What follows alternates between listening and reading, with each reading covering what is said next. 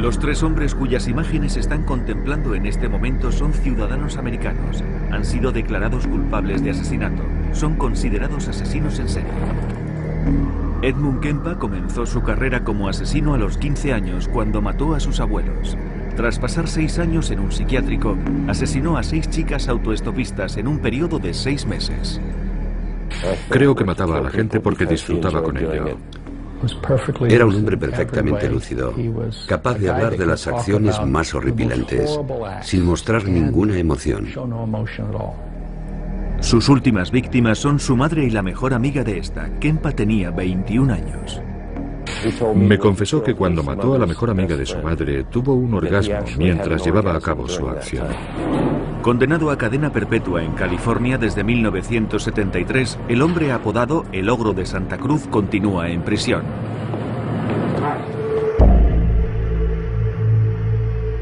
Gerard John Seifa era sheriff en Florida cuando fue denunciado por 2 víctimas que acababan de escapar de sus garras. Se servía de su placa para ganarse la confianza de sus presas. Es sin duda la peor persona que he conocido en mi vida. Me miró a los ojos y me dijo: tú no lo comprendes porque no eres asesino en serie. Condenado a cadena perpetua en 1973, se le considera inicialmente responsable de la muerte de otras 32 víctimas, aunque posteriormente cita a un centenar más. Gerard fue asesinado por otro preso en 1995. Si alguna vez hubiese quedado en libertad y un día se hubiese enfrentado a mí, no habría dudado un instante en matarlo.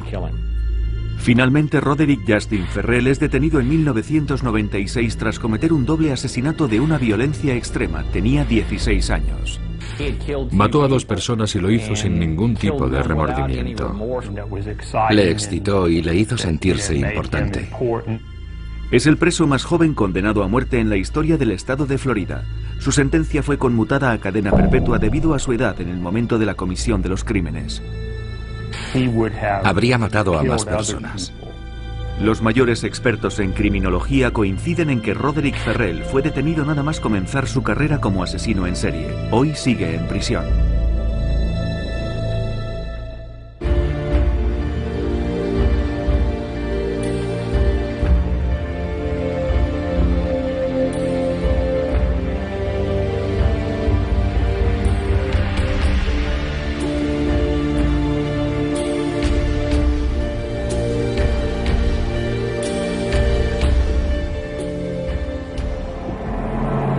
Son las 4 de la tarde del 7 de mayo de 1972. Merian Pes y Anita Luchesa hacen autostop desde la ciudad de Berkeley hasta la Universidad de Stanford. Un coche se detiene. El hombre que lo conduce se ofrece a llevarlas a su destino. Las 2 estudiantes suben al Ford Galaxy. Nunca se las vuelve a ver con vida.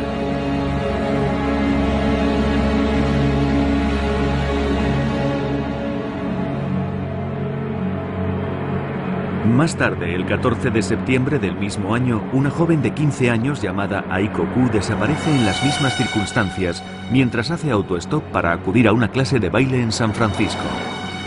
Casi 4 meses después, el 8 de enero de 1973, Cynthia Schall desaparece en la carretera que conduce a la Universidad de California en Santa Cruz.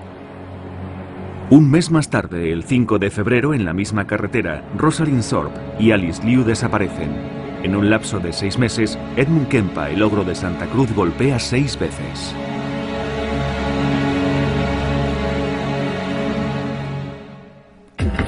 Stéphane Bourgois es uno de los especialistas en asesinos en serie más reconocidos mundialmente. En una carrera de 30 años ha entrevistado a alrededor de 60 asesinos en todo el mundo. El 8 de noviembre de 1991 se reúne con Edmund Kempa en la sala de entrevistas de la penitenciaría de Vacaville en California.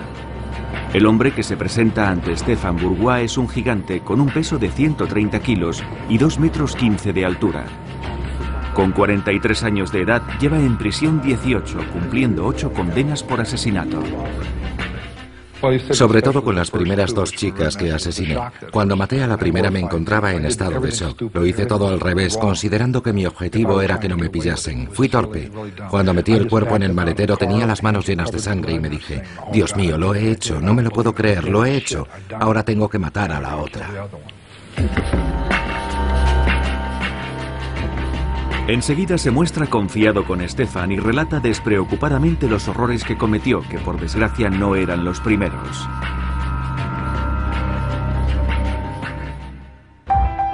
Edmund Emil Kempa III nació en 1948 en Burbank, una ciudad del extrarradio en expansión de Los Ángeles. 9 años después, sus padres ponen fin a una tormentosa relación y su madre decide abandonar California para trasladarse a Montana con sus 3 hijos.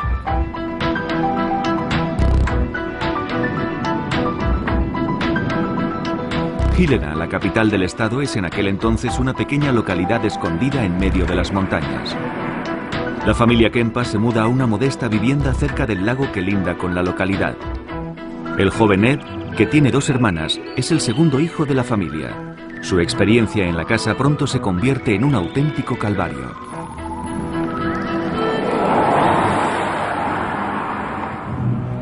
Su madre, Clarnell, con una impresionante estatura, hace gala de una estricta disciplina. Dirige todo el odio que siente por su exmarido hacia la única presencia masculina en la casa. Las hermanas de Edmund, que también lo maltratan, tienen su propia habitación. Ed debe contentarse con una cama improvisada en el sótano.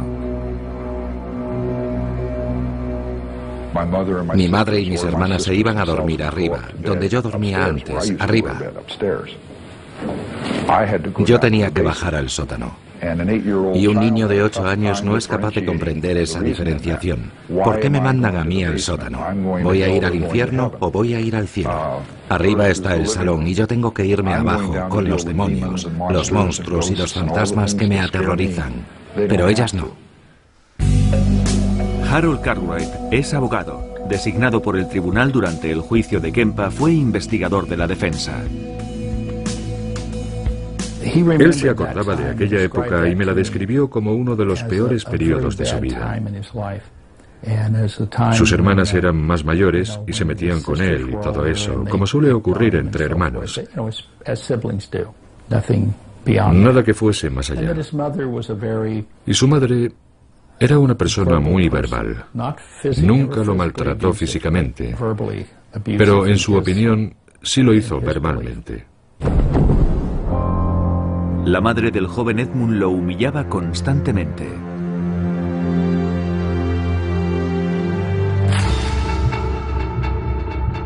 Es en esa época cuando tiene lugar un episodio en la infancia de Kempa que los especialistas analizarán más tarde. Yo tenía una pistola de juguete. Era toda metálica. Del calibre 5,5. Era una pistola muy elegante, la había comprado en Nueva York. Estuve allí un verano en casa de mi primo, y cuando volví, mi hermana estaba celosa, mi hermana mayor. Odiaba aquella pistola porque se interpuso entre nosotros dos. Era algo que yo tenía y ella no. Aquel viaje a ella le habría gustado hacerlo, pero no lo hizo, lo hice yo. Poco después de regresar del viaje empezó a discutir conmigo por una absoluta nimiedad. Se puso furiosa, cogió la pistola y yo le dije, no la tires. Y me la lanzó a mí, con mucha fuerza. Golpeó el suelo y mi dedo. Y me hizo mucho daño. Pero la pistola se rompió, el mecanismo interior. Ya no volvió a funcionar. Así que me fui a su habitación, cogí una muñeca Barbie, una muñeca muy bonita que tenía, la muñeca Barbie. Todas las niñas tienen una, ¿verdad? Tenía unas tijeras, una máquina de coser. Cogí las tijeras, le arranqué la cabeza a la muñeca y me dije, volverá a colocársela de nuevo. Es como si no le hubiese hecho nada. Así que cogí las tijeras y le corté las manos y le dije, toma, ahora tú tienes un juguete roto y yo tengo otro juguete roto. Aquella fue mi respuesta. Solía entretenerse con juegos muy morbosos con sus hermanas. Jugaba con sus hermanas a la silla eléctrica, atándolas a un sillón, o al juego de la cámara de gas.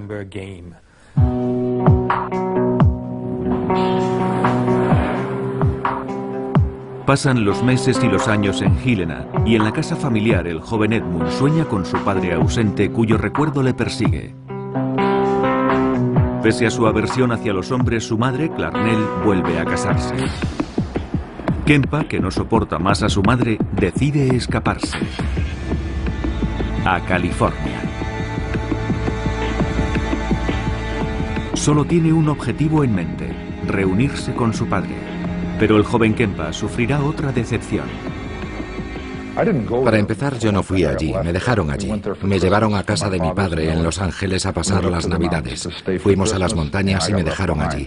Tuve roces con mi hermanastro y con mi madrastra. Yo no les interesaba y no me querían. Ellos estaban construyendo una nueva familia y yo estaba desesperado porque nunca había tenido a mi padre a mi lado. Necesitaba su aprobación, su reconocimiento. Pero todos actuamos con codicia y desesperación. Nos peleábamos constantemente, había muchos roces y él no pudo soportarlo, así que se libró de mí. Yo pertenecía a su antigua familia, que había terminado en fracaso.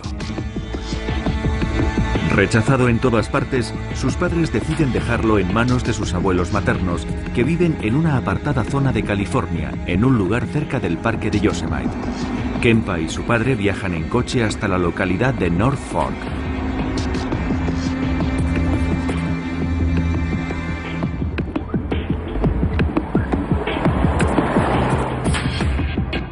Es en esta casa donde Edmund Kempa permanecerá varios meses y cometerá por primera vez un acto irreparable. En la época en que cometió el crimen, Richard Verbrugge era inspector de policía especializado en casos criminales. Años después formará parte de la brigada policial que detiene a Kempa. Su abuela era una mujer muy fuerte. Se había enfadado mucho con su madre. Perdón, con su abuela, porque ella realizaba tareas que Edmund consideraba que debería hacer él, mientras que a él le asignaban trabajos, en su opinión, más propios de una mujer. Nunca me dejaba salir por mi cuenta, nunca me dejaba salir de la propiedad. Empecé a desarrollar fantasías contra ella, la idea de asesinarla. Ya en aquella época tenía fantasías de decapitación. Esas fantasías ya estaban en mi cabeza. Así que un día mató a su abuela, y cuando el abuelo regresó, sabía que tendría problemas por lo que había hecho, así que mató también a su abuelo. Tras matar a sus abuelos, Ed Kempa llama a su madre para contarle lo que ha hecho.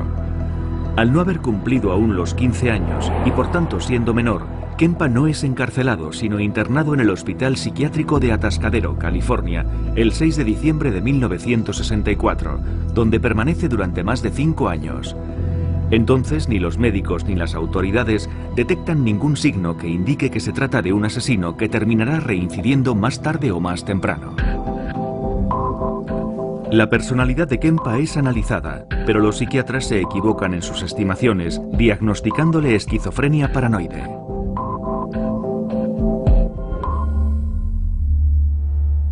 La costa opuesta de los Estados Unidos, Eustis, Florida, una ciudad situada al norte de Orlando. Es 25 de noviembre de 1996.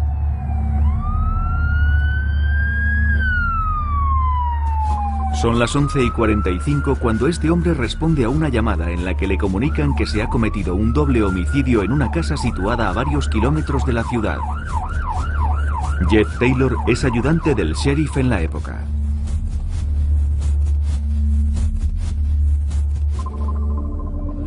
Por la línea de comunicación de la oficina del sheriff, la línea 911, recibimos una llamada de emergencia, comunicándonos que una niña había encontrado a sus padres muertos en su vivienda.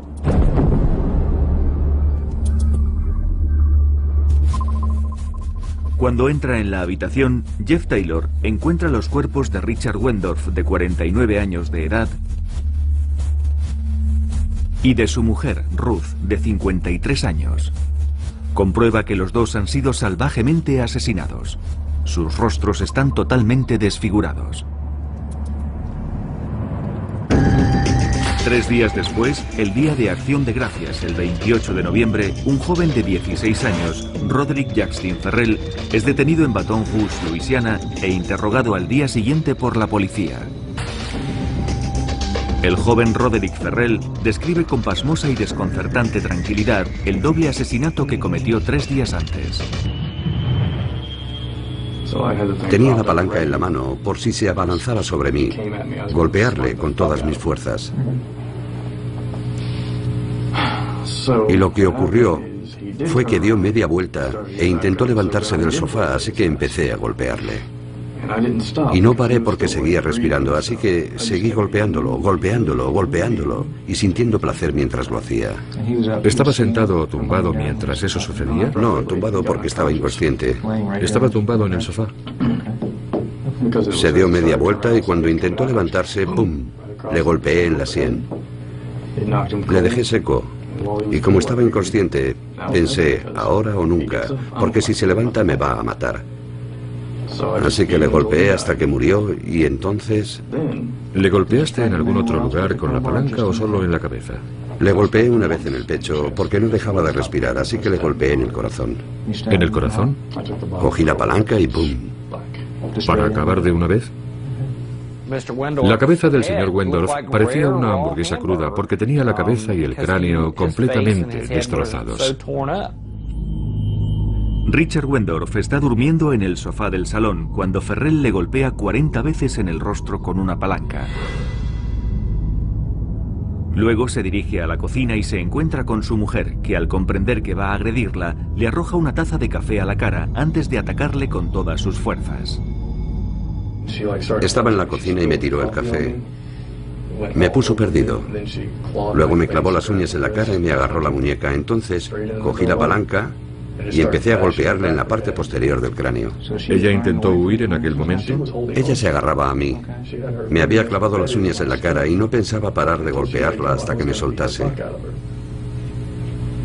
¿Y dónde la golpeaste primero? ¿En la parte posterior de la cabeza o en la cara? La golpeé una vez aquí y luego en la parte posterior del cráneo y le hice el agujero grande que se ve en las fotos. No las he visto. Continúa. Bueno, el caso es que el café apestaba y me enfadé. Así que le di una patada. La derribé y empecé a golpearla hasta que dejó de respirar. El vampiro de Kentucky, como ha sido apodado por los medios, fue condenado a la silla eléctrica el 27 de febrero de 1998 y tras 3 años de espera en el corredor de la muerte, se conmutó su sentencia a cadena perpetua debido a su edad en el momento en que sucedieron los hechos. Como ocurrió con Edmund Kempa y como sucede con la mayoría de los asesinos en serie, es con toda seguridad un suceso acontecido durante la infancia de Ferrell lo que configurará más tarde la personalidad de un asesino, el comienzo de su desviación. Su madre, Sondra Gibson, tenía 17 años cuando nació Roderick. Era inmadura e inestable. Su padre se esfumó 3 semanas después de su nacimiento. Su padre se marchó cuando tenía 3 semanas de edad.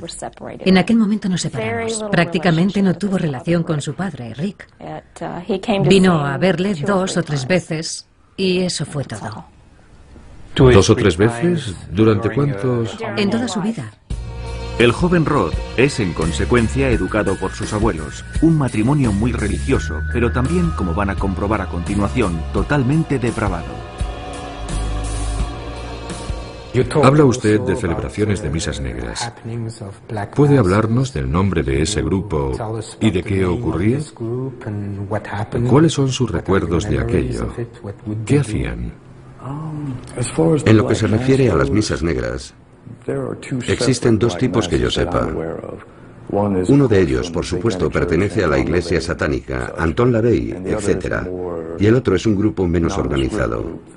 No tiene un nombre propiamente dicho que se conozca por ahí.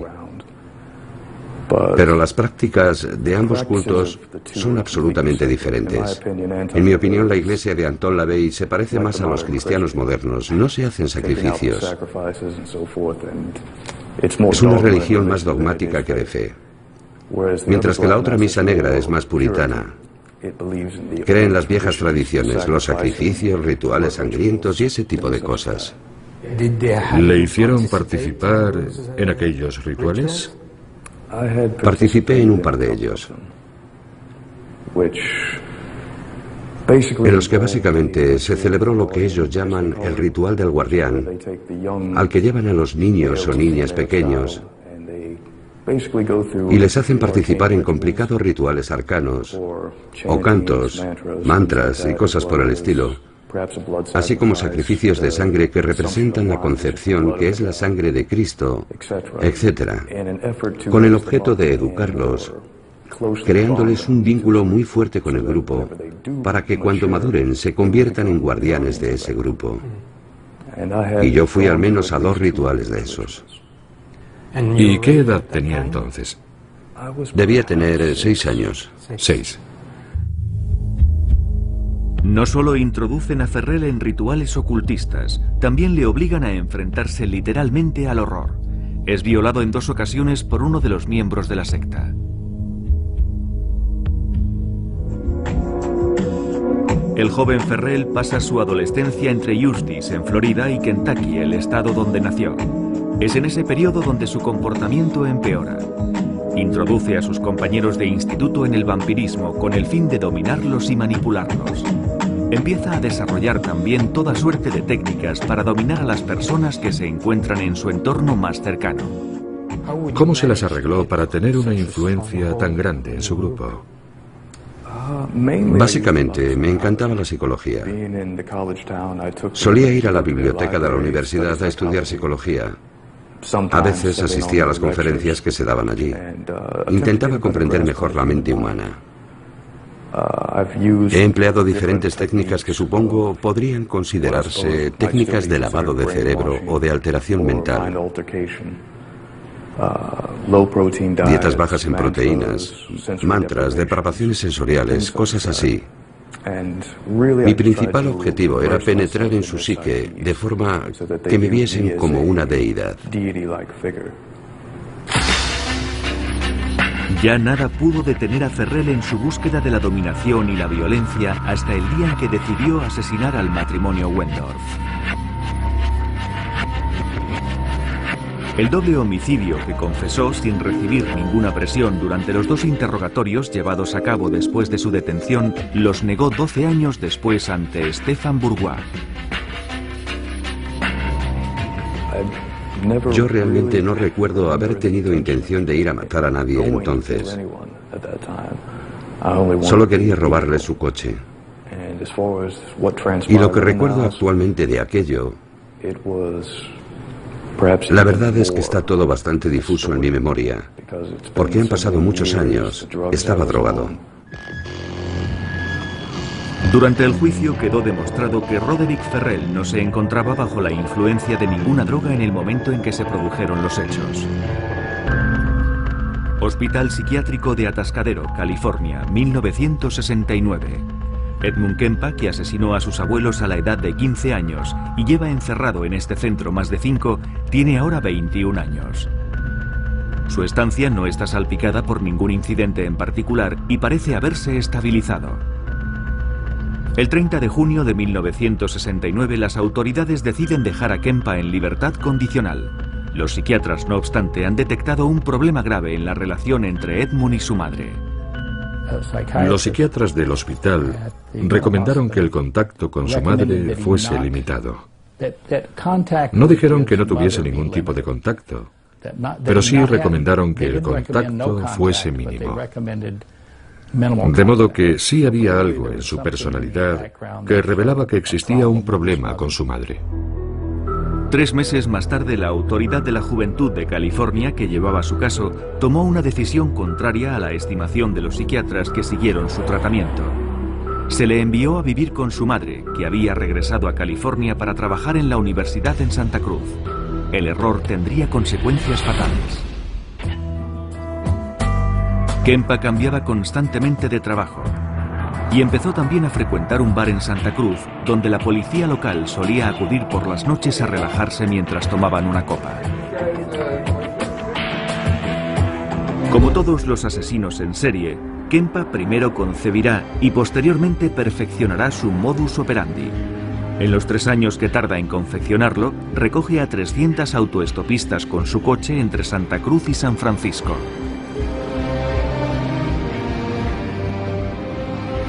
Recogía gente con mi coche, era como un juego, y me di cuenta de que algunas personas no querían subir porque consideraban que no era seguro subir con un hombre joven y solo. Y me sentó mal porque yo no estaba haciendo nada malo. Así que decidí intentar cambiar aquella situación, hacer subir al coche a las personas que no querían y llevarlas a su destino, porque sabía que no iba a hacer nada malo. Y descubrí cómo revertir la situación. Todo depende de cómo miras. Si dices, Dios mío, están haciendo autostop, voy a acercarme a toda pastilla, no se meterán en tu coche porque te han visto babeando a una manzana de distancia. Pero si miras tu reloj y dices, caray, no sé si tengo tiempo, y paras, entonces piensan, es un hombre de negocios, vamos a entrar en el coche porque no hay ningún peligro.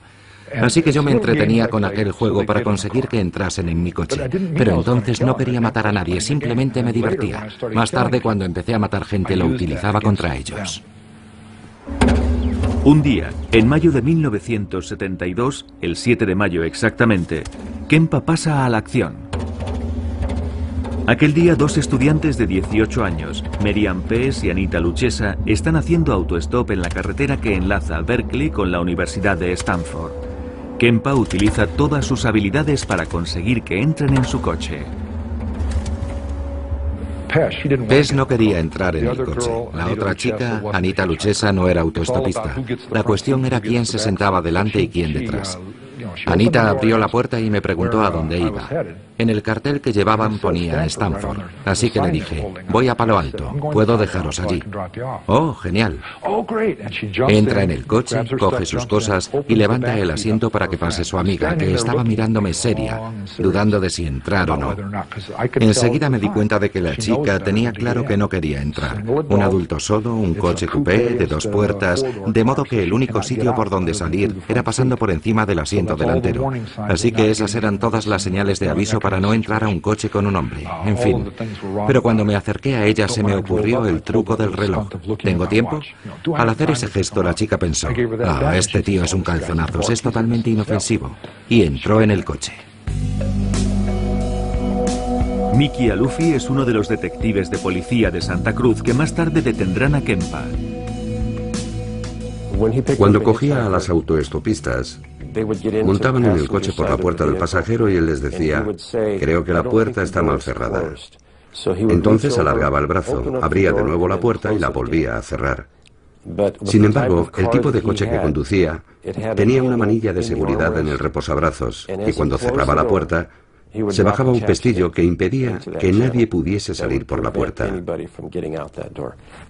Ya no se podía manipular la manilla. Y cuando eso ocurría, me dijo, ya no tenían escapatoria. Kempa mató a las 2 estudiantes a puñaladas antes de decapitarlas y deshacerse de los cadáveres que enterró en las colinas que dominan Santa Cruz, no sin antes violar sus cuerpos.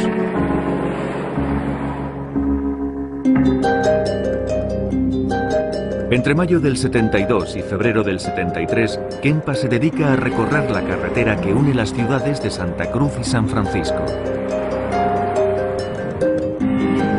Mata a 4 estudiantes más utilizando el mismo modus operandi. Las recoge mientras hacen autostop, las decapita después de asesinarlas y viola sus cuerpos. Seguidamente las descuartiza y dispersa los restos con el propósito de despistar a la policía.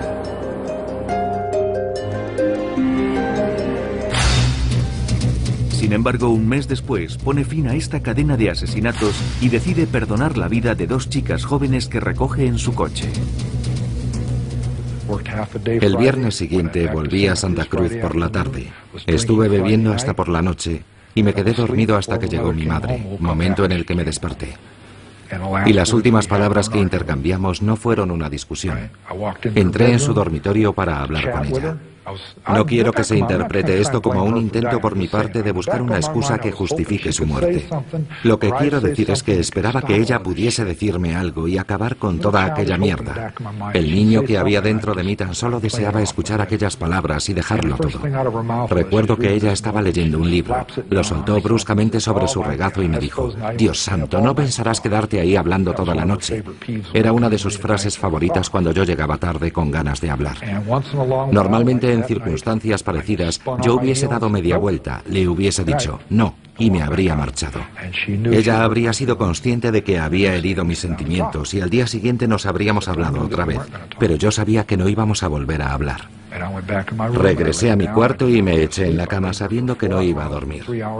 Permanecí tumbado unas 3 o 4 horas, hasta eso de las 4 o 5 de la mañana. Pasadas las 5, volví empuñando un martillo y le aplasté el cráneo. Y luego la degollé. Después de matar a su madre, Kempa asesinó a la mejor amiga de esta, que trabajaba con ella en la Universidad de Santa Cruz. Luego decide abandonar la ciudad.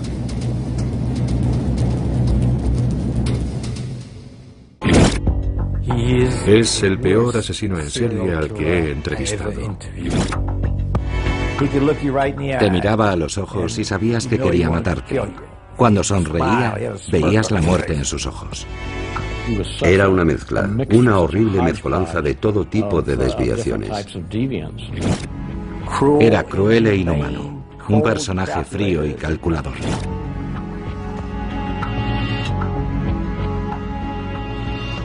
¿De qué se le acusa? Me acusan de haber matado a 34 mujeres. Pero nadie ha sido capaz de reunir esos 34 nombres, ni la justicia ni nadie más. Es una acusación falsa. ¿Y de qué le han reconocido culpable? Me han reconocido culpable de la muerte de 2 personas en Fort Pierce, aunque nadie me ha visto nunca en la escena del crimen. Jamás se ha establecido el menor vínculo entre las víctimas y yo, salvo el testimonio de la madre de una de ellas. Gerard Seifa fue condenado a cadena perpetua en 1973 por el asesinato de 2 mujeres jóvenes. Más adelante la policía le atribuirá 34 víctimas en total, pero se calcula que podría haber matado entre 80 y 110 personas.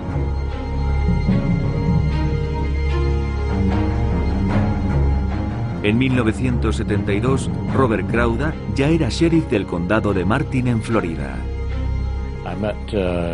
Conocí a Gerard Seifa cuando se presentó como candidato al puesto de ayudante del sheriff. En ese momento era agente de policía en Wilton Manor, Florida, en el condado de Broward.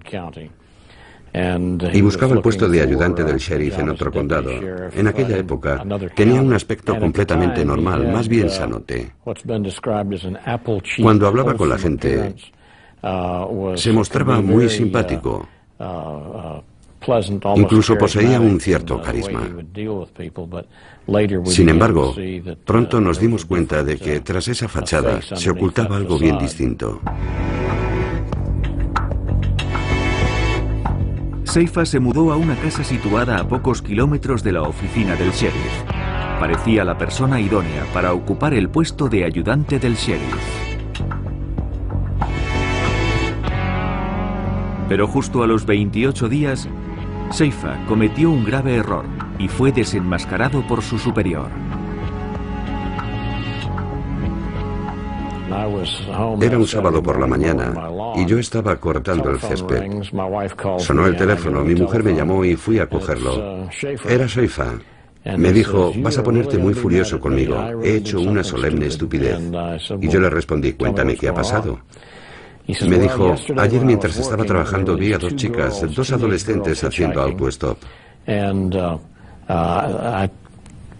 Me paré a hablar con ellas y traté de impresionarlas, diciéndoles lo peligroso que era que unas chicas tan jóvenes estuviesen haciendo autostop, los problemas en los que podían meterse y los percances que podían sucederles.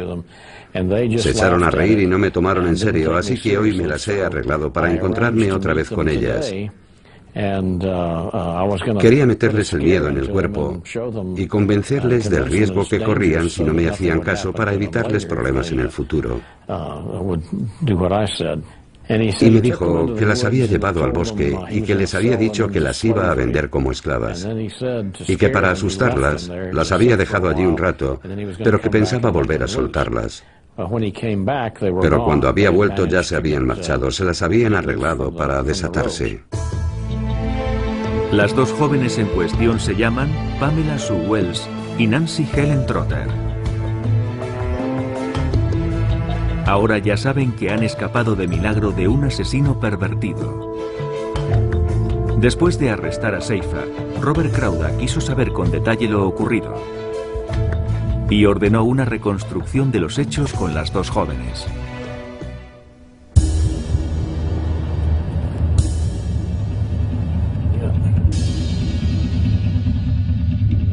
Lo que descubre le deja completamente helado.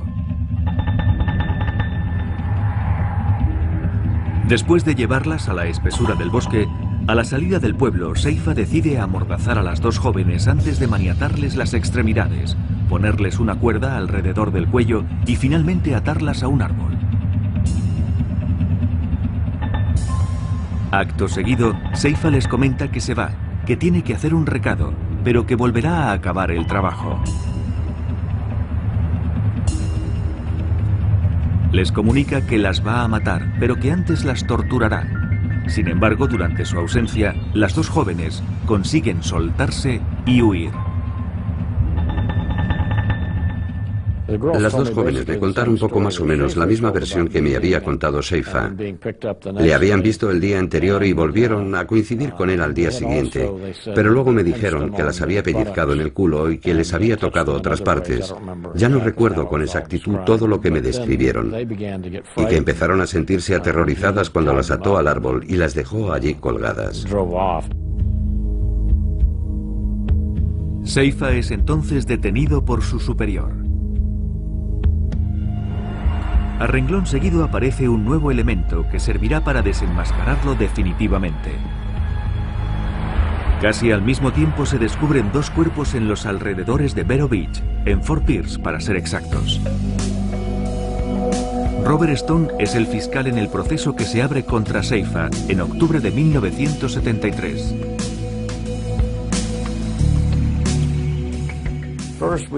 En principio pensamos que tal vez habíamos echado el guante a un asesino.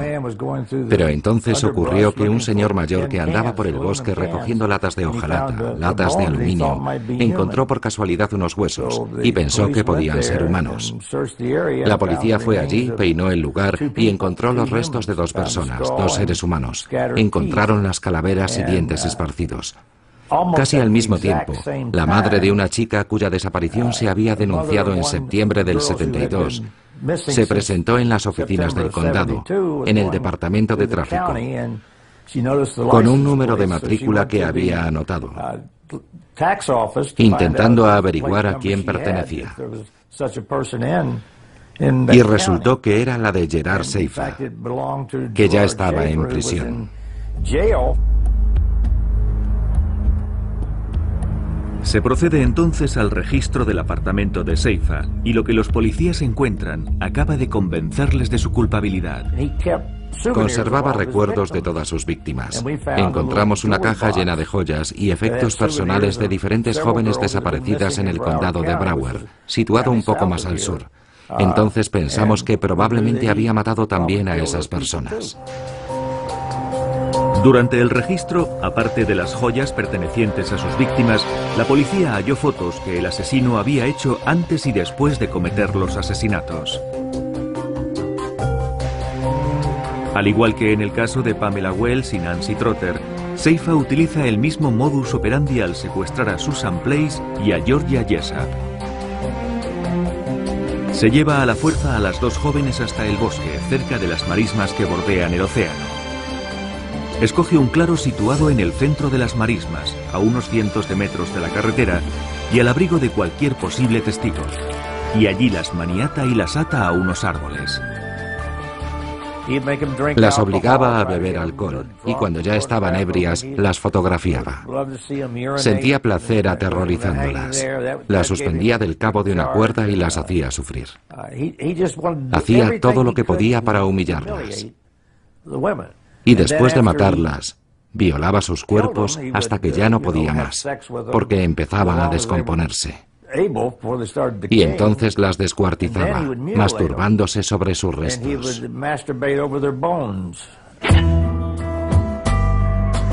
Durante el juicio, Seifa evita la pena de muerte, que en aquel entonces había sido suspendida en Florida, y es condenado a cadena perpetua.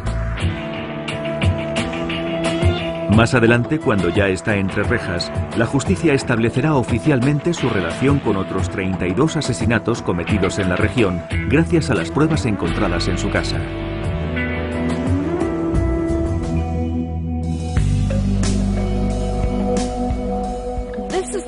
Esta es la casa en la que vivía Gerard Seifa cuando yo lo conocí en 1964. Sondra London conoce bien a Gerard Seifa. Salió con él durante un año. Luego le pierde de vista y reanuda el contacto con él 10 años más tarde al enterarse de sus crímenes. Siempre contaba dos historias. La primera era: soy el asesino en serie de mujeres más grande del siglo. La segunda era: soy inocente.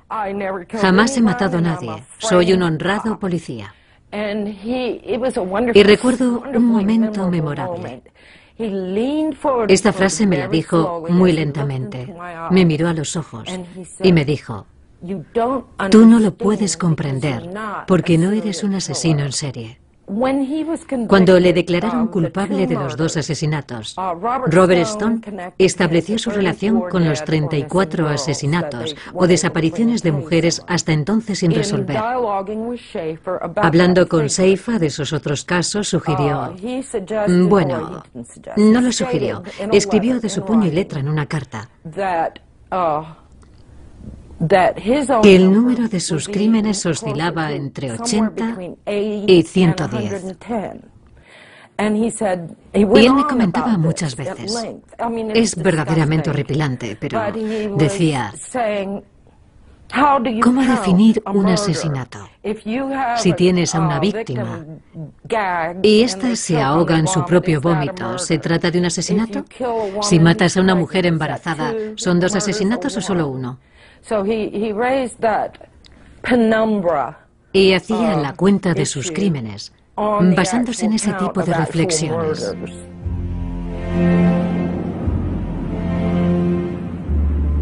En los años 60, Seifa vive con sus padres en la estación balnearia de Fort Lauderdale, en Florida.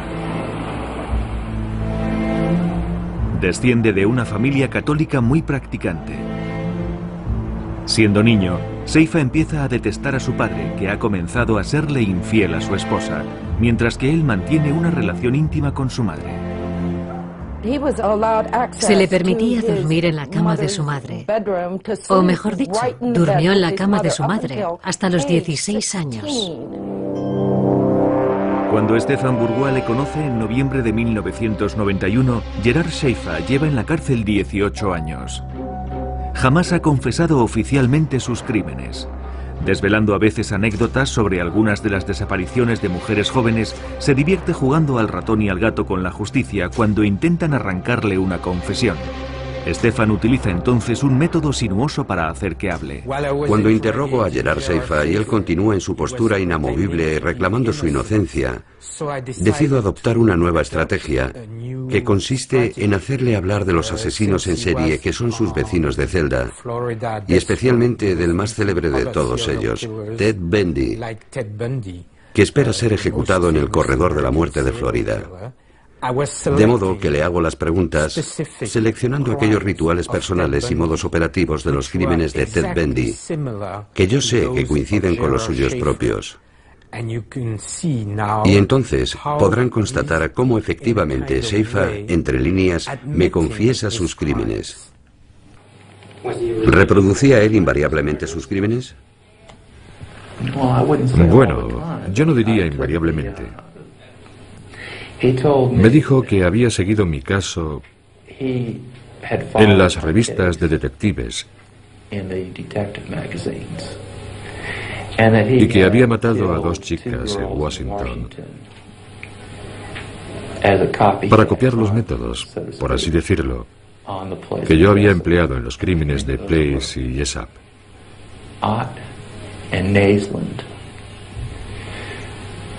Creo que aquellas se llamaban Ott y Naisland. Me dijo que las había llevado por un camino forestal y las había estrangulado, que había violado sus cuerpos, que había vuelto y las había violado una vez más, y que las había decapitado, como una especie de homenaje. Y yo pensé, sois unos cabrones por escribir algo así. Mirad a este tipo, que ha leído y se ha creído todas vuestras estupideces, cuando yo no he admitido absolutamente nada. Y encima se vanagloria de ello. Bueno, no se estaban vanagloriando exactamente. En realidad era un homenaje. ¿Cuántas has matado en realidad, Gerard? Dicen que 34. ¿Son todas las que mataste o tienes algunas enterradas en tumbas privadas? Entonces le dije, Ted, soy el mejor. ¿Qué se le puede contestar a alguien así? ¿Qué puedes decirle? No podía darle una respuesta racional.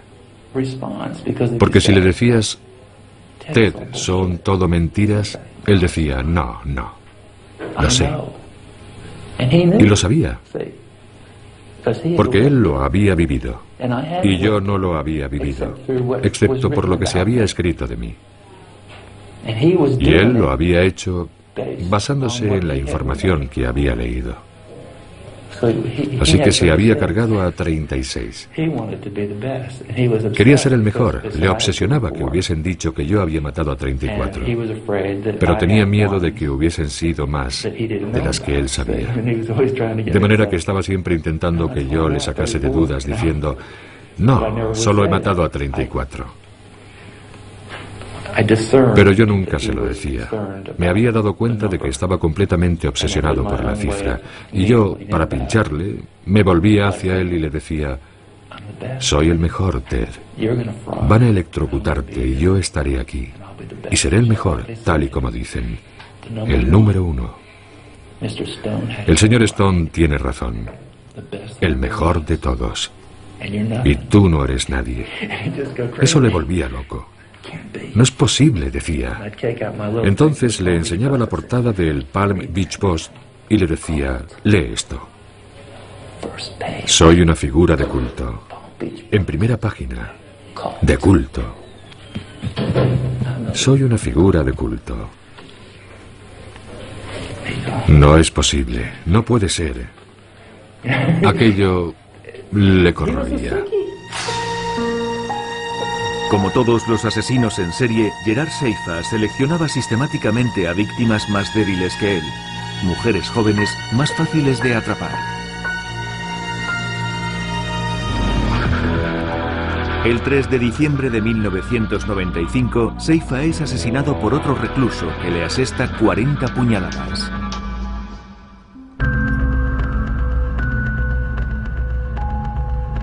Estamos de nuevo en California, el fin de semana de Pascua de 1973. Edmund Kempa acaba de asesinar salvajemente a su madre y a una amiga de esta. Sintiéndose acorralado y asustado, Kempa decide emprender la huida. Sale de California y conduce día y noche tomando pastillas para mantenerse despierto.